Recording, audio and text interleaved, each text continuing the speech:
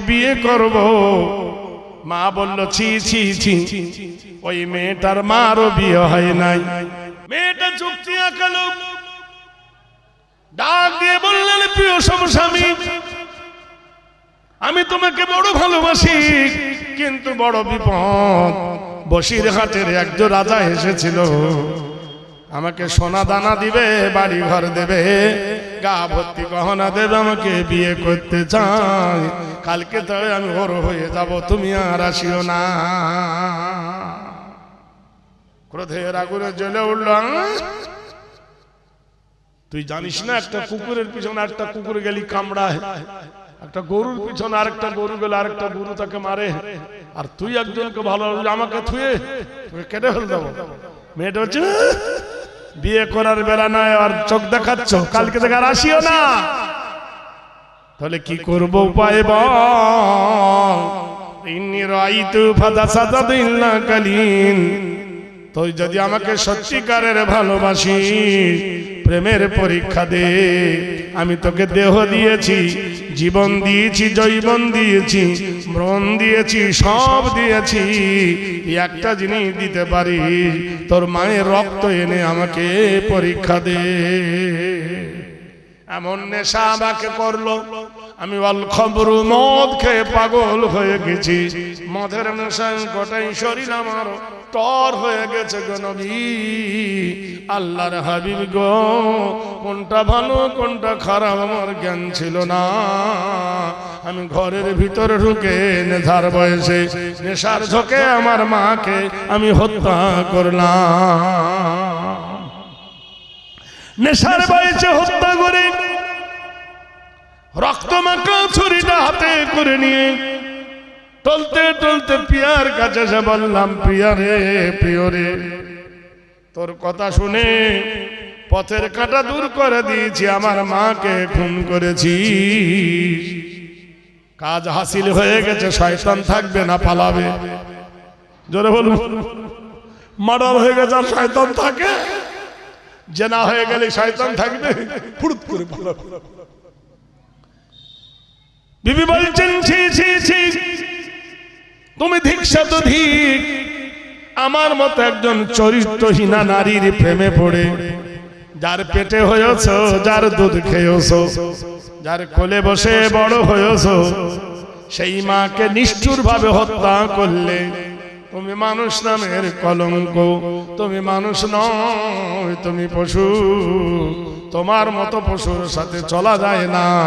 আমার মতন আরো কোন সুন্দরীর মেয়ে পড়ে হয়তো আমাকে তুমি হত্যা করবে, আমি তোমার হব না, আমি অন্যের হয়ে যাব। আমার তখন কচি রাগ হলো, নবী ধারালো ছুরিটা দিয়ে আমার প্রিয়ার কলেজার ভিতরে ভরে দিলাম। ইন্নাল্লাযীনা ফাতানুল মুমিনিনা ওয়াল মুমিনাতি সুম্মা লাম ইয়াতুবু ফালাহুম আযাবু জাহান্নামা ওয়া লাহুম আযাবুল হারিক। হে নবী, কোনটা ভালো কোনটা জ্ঞান? আমার বিবিকে মেরে ফেললাম, মাও মরে গেল, দুটো মার্ডার করলাম। মনের মধ্যে আমার নেশা চটে গেল, সকাল হলো, মনে মনে হায় হায়, ভুল করেছি রে, ভুল করেছি। মাও নাই, প্রিয়া নাই, ছুটে গেলাম মন্দিরের পুরোহিতের কাছে। ও মন্দিরের পুরোহিত, তোমার মন্দিরের দেবতাকে বলো, আমি মার্ডার করেছি নেশার চোটে, আমার মাকে নেশার চোটে আমার বিবিকে হত্যা করেছি। এত বড় অপরাধ আমার কি মাফ হবে? মন্দিরের পুরোহিত বলে, মাতা স্বর্গং পিতা স্বর্গং নমস্তি স্বর্গং ঘেরি স্বর্গনার সর্বদার। আমার পুরোহিত বলল, তুই তোর মাকে হত্যা করেছিস, নরকি মানুষ খুন করেছিস, তুই নরকি নরকবাস। আমি বললাম, তাহলে তুই যখন মন্দিরে বসে আমার গুনাহ মাফ করে দিতে পারবি না, তোকে বাঁচাবো না। ওই ভোজালিটা ওর পেটে ভরে দিয়েছি। কটা হলো? ওখান থেকে গেছি গো নবী, গির্জায় চলে গিয়েছি। গির্জার পুরোহিতকে বললাম, হে গির্জার পাদ্রী, গির্জার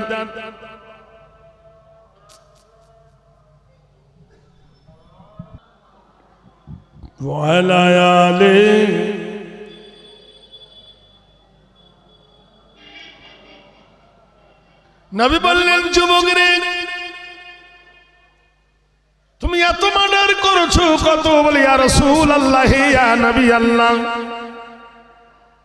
আমি মার্ডারকারী ছিলাম না, আমি হত্যাকারী ছিলাম না, মার্ডার হয়ে জন্মাই নাই।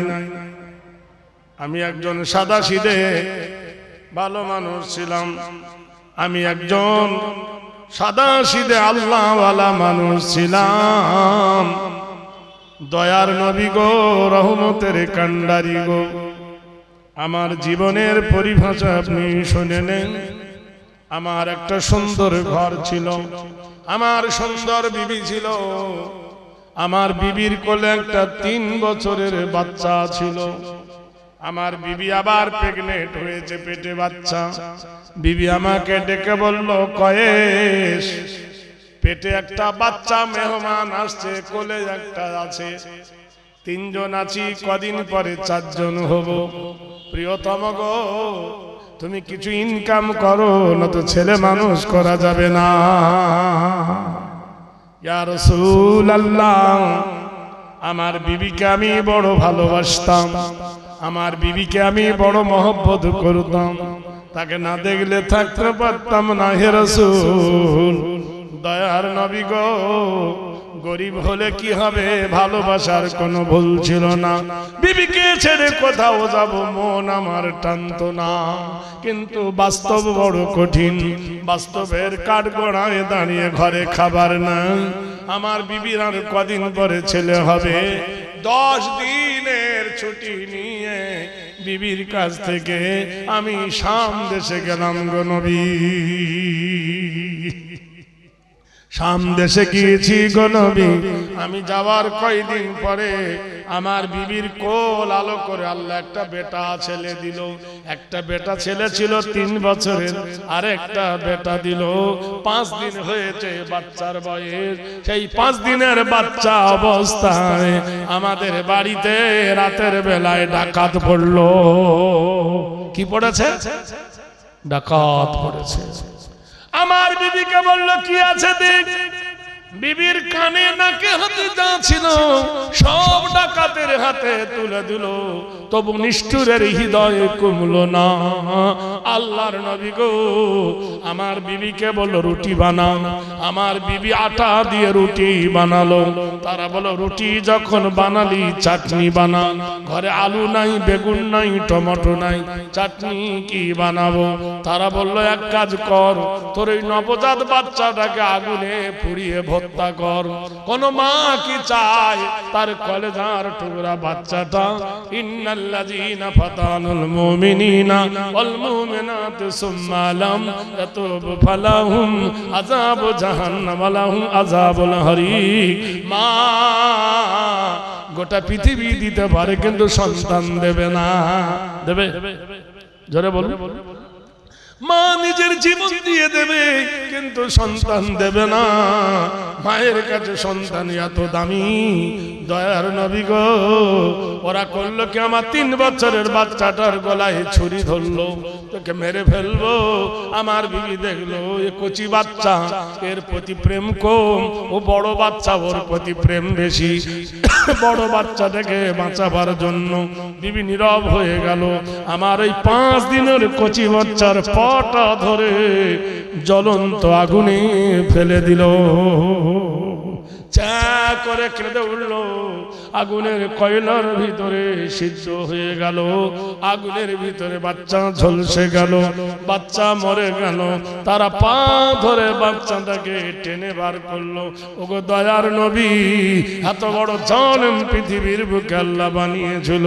নবী গো, তারা আমার বাচ্চার গায়ের মাংসগুলো ছাড়িয়ে আমার বিবিকে বলল, হত্যা কর, সানা কর, না তো তোর এই 3 বছরের ছেলেটাকে জবাই করে দেব। ওই ছেলেটা মা মা করে চিৎকার করে। বাচ্চাকে বাঁচাবার জন্য মা ওই কচি শিশুর গায়ের মাংসগুলো হাড় থেকে ছাড়াতে লাগলো। তাকে মশলা দিয়ে নাস্তা করা হলো, ভর্তা সাদা করা হলো। এইবার জালেমরা ইন্না জুলমুন, তারা জুলুম করে বলল, শোনো এইবার তুমি আগে রুটি দিয়ে খাও। কোনো মতে এই বাচ্চার মাংস কি মা খায়? এইভাবে মারির ঠেলায় হাতে করে রুটি নিয়ে গোশত তুলতে যাবে, নাক মুখ দিয়ে আমার বিবি রক্ত বার হয়ে আমার বিবি মরে যায়।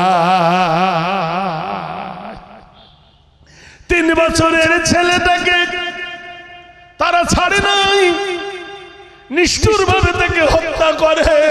ইয়া রাসূলুল্লাহ, ইয়া নবী আল্লাহ ওয়া সিরাজাম মুনীরা, 10 দিন পরে আমি বাড়ি এলাম। নবী গো, বাজার থেকে বিবির জন্য শাড়ি কিনেছি, ছোট বাচ্চার জন্য জামা কিনেছি, খাবার কিনে বাড়ির ভিতরে আমার বেটাকে ডাকতেছি, আমার বেটা করিম ডাকতেছি বেটার নাম ধরে, বেটা কোনো সাড়া দেয় না।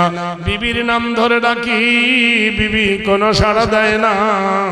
আমি ঘরের ভিতরে গিয়ে দেখি গন্ধ বার হচ্ছে, পোকা বিজ বিজ করছে, মাছি উঠতেছে। এলাম, আমার 3 বছরের শিশুটা সামনে মরে পড়ে আছে, আর আমার বিবির গা দিয়ে মাংসগুলো খসে গেছে, পোকায় বিজ বিজ করেছে। এ রাসূল, পাশের বাড়িতে জিজ্ঞাসা করলাম, ওরা জানলার ভিতর থেকে সব দেখেছে। আমাকে ওরা বলল, আমি তাদের উপরে রেগে গেলাম, তারা অন্যায়ের প্রতিবাদ করলি না। আমি এই সরা তুলে নিলাম, যারা আমার বিবির সঙ্গে অসৎ কাজ করেছিল সেই 10 জনকে আমি চুনে চুনে নিষ্ঠুর ভাবে হত্যা করেছি। নেশা উঠে গেল। আল্লাহর নবী গো, আমার পরিবর্তন কেন হলেন? আল্লাহর নবী ওয়াজআলনাল লাইলা লিবাসা ওয়া নাওমাকুম সুবাতা, আমার আল্লাহ রাত তৈরি করে অন্ধকারের সাথে মানুষের চোখে নিদ্রা দিয়েছে আরামের জন্য। নারায়ে তাকবীর। গভীর রাতে আমি একজনের বাড়িতে ঢুকেছি, ডাকাতি করব, সোনা দানা নেব, মেয়েটার গায়ের গহনা নেব, মেয়েটার ইজ্জত লুটব। কিন্তু আল্লাহর নবী গো, তাজদারে মদিনা গো, ওরা স্বামী স্ত্রী সেদিন সবে বিয়ে হয়েছে, নতুন বিয়ে, দাম্পত্য জীবন, স্বামী আর স্ত্রী একই ঘরে শয়ন করেছে। আমাকে দেখে থরথর করে কাঁপে যুবকটা, পরনের কাপড়টা আর পরতে পারে না। মেয়েটা কোন রকম ইজ্জতটা ঢেকে নিল। ইয়া রাসূলুল্লাহ, মেয়েটার গায়ে যখন হাত দিতে যাব, মেয়েটা বলে উঠল, আমানুত্তাকুল্লাহ। আমার পরিবর্তন ঘটে গেল। আমি গীতা শুনেছি, রামায়ণ শুনেছি, মহাভারত শুনেছি, বাইবেল শুনেছি, তৌরাত শুনেছি, জব্বুর শুনেছি, ইঞ্জিল শুনেছি, গান বাজনা সব শুনেছি, কিন্তু কোন জায়গায় এই বাণীটা শুনি না। কি সুন্দর করে মেয়েটা গম্ভীর স্বরে বলল, আমানুত্তাকুল্লাহ, আল্লাহকে দেখে ভয় করো, হাক্কা তুকাতিহি, ভয় করার মতো করো, ওয়ালা তামুতুন্না ইল্লা ওয়া আনতুম মুসলিমুন, তুমি মরো না অতক্ষণ পর্যন্ত যতক্ষণ তুমি মুসলমান না হবে। দয়ার নবী গো, আমার কোথায় গেল রাগ, কোথায় গেল গুসা, কোথায় গেল তেজ, কোথায় গেল রক্তের গরম? নিমিটের মধ্যে ঠান্ডা হয়ে গেল, সব রাগ আমার শীতলা হয়ে গেল। বললাম, বুন রে বুবু জান, এই বাণী কোথায় পেলি বল? নারায়ে তাকবীর। কোথায় পেলি? কে শিখালো মধুর বাণী, কে জানিল এত সুন্দর মধুর বাণী তোমাকে কে শোনালো? কার কাছে শুনলে তুমি পেলে কোথায়? মেয়েটি বলে ভাই জান গো, মক্কা থেকে একজন নবী এসেছেন, মক্কার লোকেদের অত্যাচারে নবী মদিনায় চলে এসেছেন, তিনি আখেরি জামানার পয়গম্বর, তাকে আল্লাহ কোরআন নাযিল করেছেন, আর সেই কোরআন আমি হু বাণী। আল্লাহর কোরআন বলেন আমানুত্তাকুল্লাহ, আল্লাহকে দেখে ভয় করো, হাক্কা তুকাতিহি, ভয় করার মতো করো, ওয়ালা তামুতুন্না ইল্লা ওয়া আনতুম মুসলিমুন, তুমি মরো না অতক্ষণ পর্যন্ত যতক্ষণ মুসলমান না হবে। ইয়া রাসূলুল্লাহ, ইয়া নবী আল্লাহ, ওই মেয়েটা আমার পরিবর্তন এনে দিল, ওর কাছে কোরআন শুনেছি, আমার প্রাণ জুড়িয়ে গেছে, তাই আপনার কাছে এসা, আপনি সত্য পথের পথিক। হে আল্লাহর নবী, কদ জাকুম মিনাল্লাহি নূরুন ওয়া কিতাবুম মুবিন, হে আল্লাহর প্রেরিত নবী, মহান আল্লাহ দুটো জিনিস দান করেছেন, একটা হলো নবী, একটা হলো কিতাব। আপনার কাছে এলাম নবী গো, আমার গুনাহ মাফ হবে কি না? আপনি বলেছেন আমি অপরাধী হলেও আল্লাহ আমাকে মাফ করে দেবে।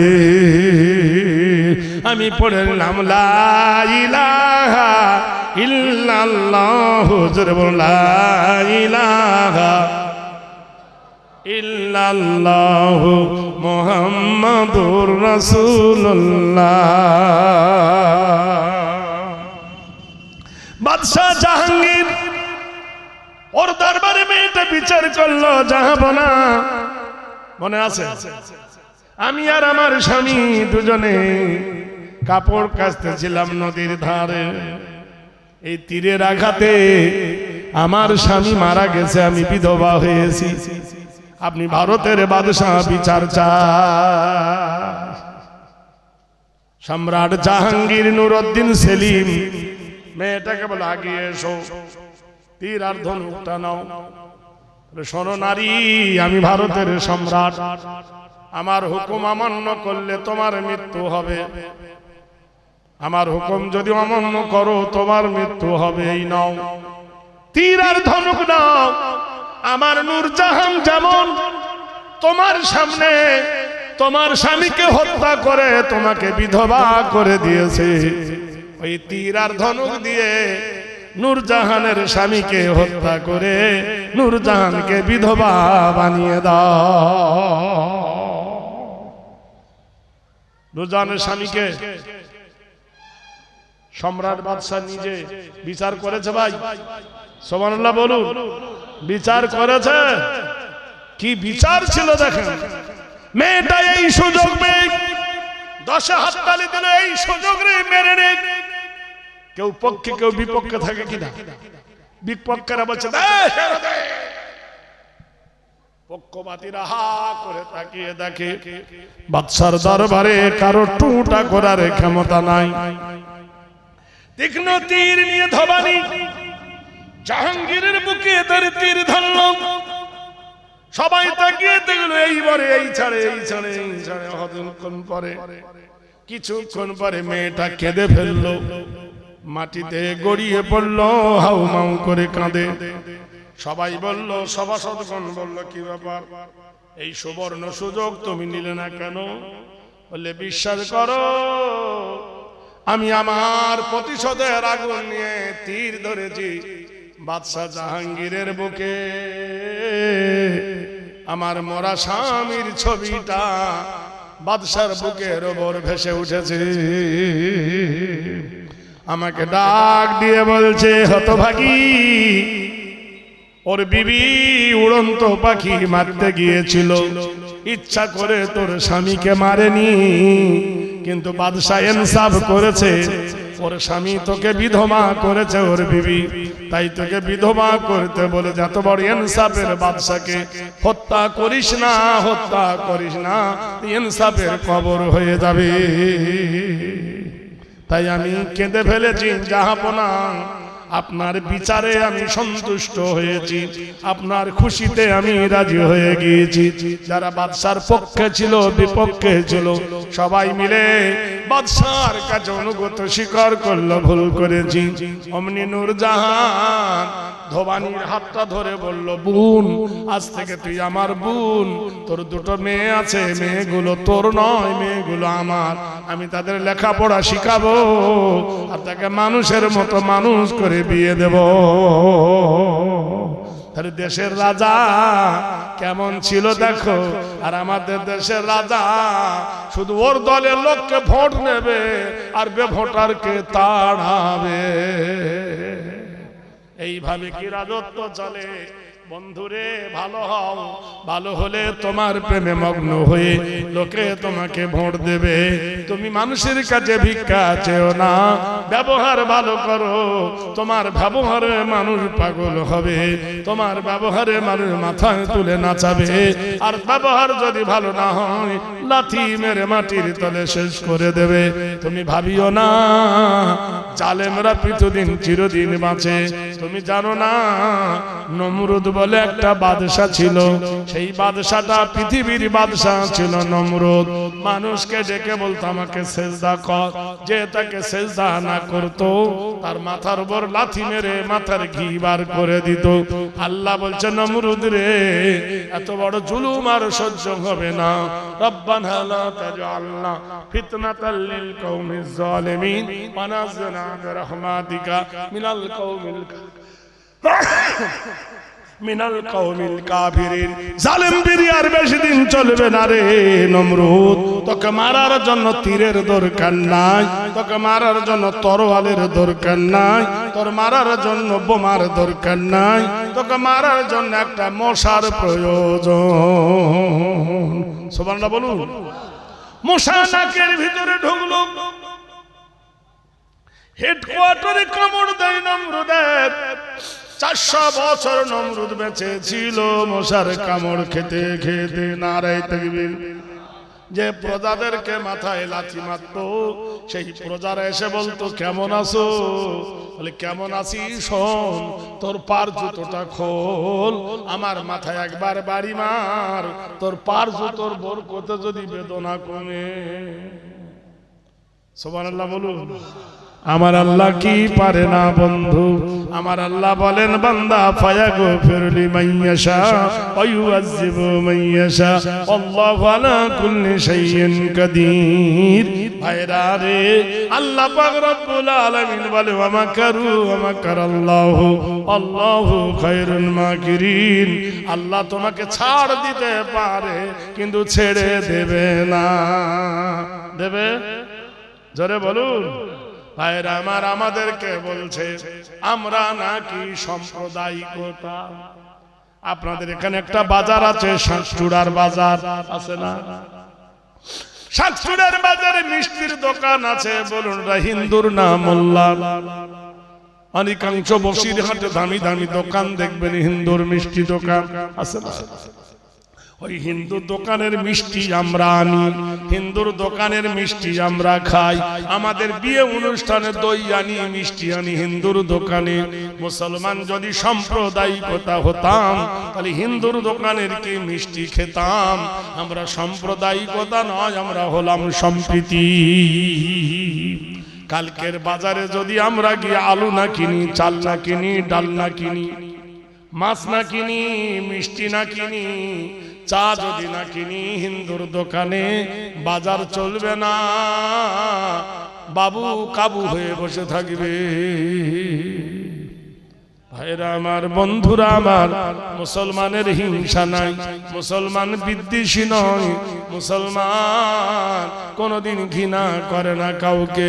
আমরা জানি ওরা আমাদের ভাই, আমরা ওদের ভাই, একই ভারতে ঠাই। কিন্তু কালকে তুমি একটা মিষ্টির দোকান করো শাকচুড়ার বাজারে, তুমি একটা বাজার করো মিষ্টির দোকান, কোন হিন্দু কিন্তু মিষ্টির দোকানে বসবে না, হিন্দুর দোকানে মিষ্টি খাবে না, মোল্লার দোকানে কোন হিন্দু চা খাবে না। খাবে? মুসলমানের হোটেলে হিন্দু খাবে? জিন্দেগিতে খাবে না। আমরা মুসলমান ওদের দোকানে খাই, ওদের দোকানে কাপড় কিনি।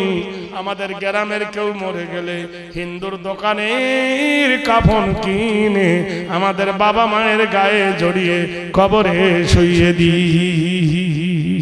তবু আমাদের দোষ। বন্ধুরে মুসলমান যদি মনে করে, বিশ্বাস করো সামনে রমজান মাস আসছে। আল্লাহ বলছে শাহরু রমাদান আল্লাযী উনজিলা ফীহিল কুরআন, আমি তোমাদের জন্য মাহে রমজানে আমি আল্লাহ কোরআন পাঠিয়েছি।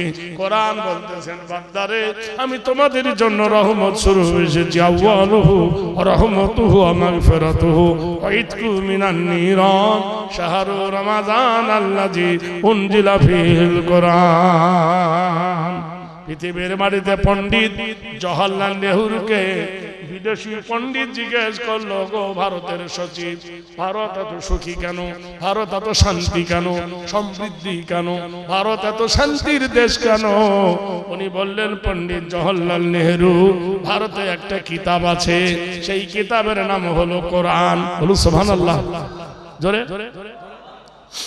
100 মধ্যে 100 ভাগের মধ্যে 80টা লোক সকালে কোরআন পড়ে, 100 ভাগের 90টা লোক মাদ্রাসায় কোরআনের শিক্ষা হয়। সুবহানাল্লাহ বলুন। এই মাদ্রাসায় কোরআন পড়ে কিনা? তাহলে আপনাদের বসিরহাট এলাকায় মাদ্রাসা কম আছে? জোরে বলুন।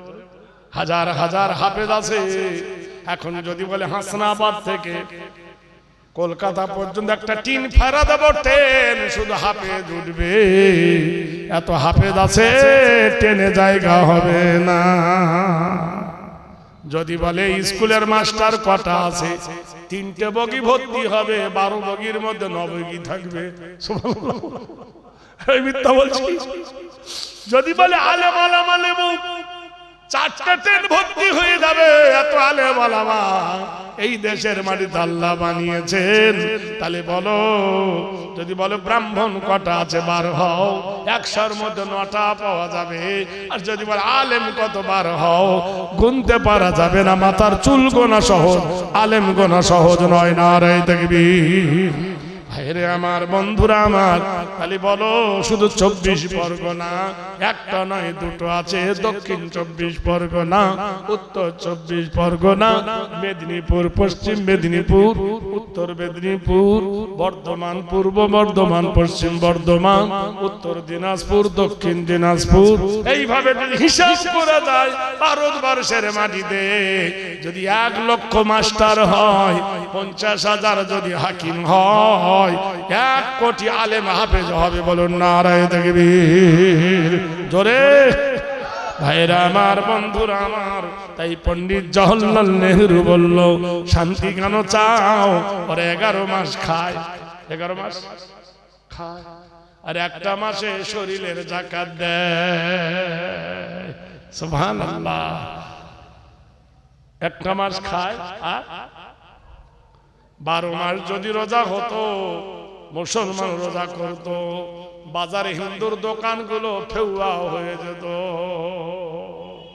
কাকা কেমন আছো? কাকা সে মোল্লা রোজা করছে, আমার মিষ্টি বিক্রি নাই, মাছি হাঁকাচ্ছে, খাই খারা, হোটেলে খাই খারা। মুসলমানেরা, হিন্দুরা যদি 1 পিস পোল্ট্রি পায়, মাইরি খুব খেয়েছি, 1 পিস পোল্ট্রি খেয়েছি, 3 পিস। আর আমাদের একটা মোল্লার ছেলেকে ডাবকি ভর্তি করে দেবো, ছুটি ঠিক না?